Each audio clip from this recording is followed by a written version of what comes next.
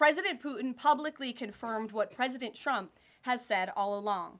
The war between Russia and Ukraine never would have started in the first place if President Trump were in office. This was always obvious to any person with a shred of common sense. Just look at what took place during the last 4 administrations. Under George W. Bush, Russia invaded Georgia. Under Barack Obama, Russia took Crimea. Under Joe Biden, Russia invaded Ukraine. But under President Trump, Russia did not invade nor take anything. Last night, there were a total of 52 arrests, including the arrest of an illegal alien MS-13 gang member with convictions for DWI and drug possession.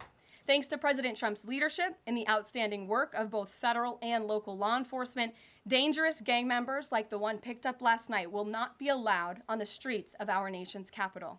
Other arrests last night included assault with a deadly weapon for stabbing, parole violation for robbery, murder, outstanding warrant for attempted murder, assault on federal law enforcement officer, and felony assault. Finnish President Alexander Stubb said, "I think in the past 2 weeks, we've probably had more progress in ending this war than we have had in the past 3.5 years. Again, that is the president of Finland, a country that shares a border with Russia. That's what we call the President Trump effect.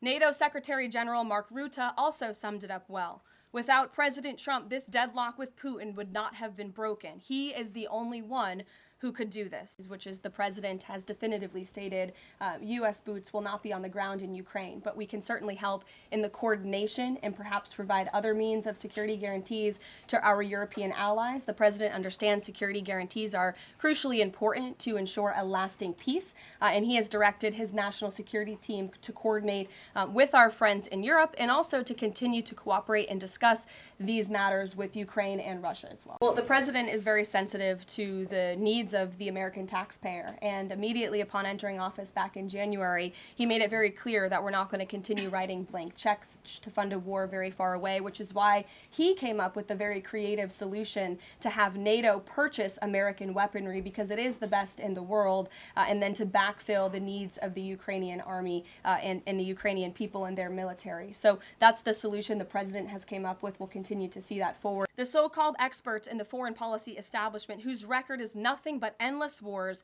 trillions of wasted taxpayer dollars, and dead Americans, have the nerve to try and lecture President Trump, who has solved 7 global conflicts in 7 months, about peace. This is the same president, by the way, who brokered the Abraham Accords in his first term, on top of more than half a dozen other peace deals.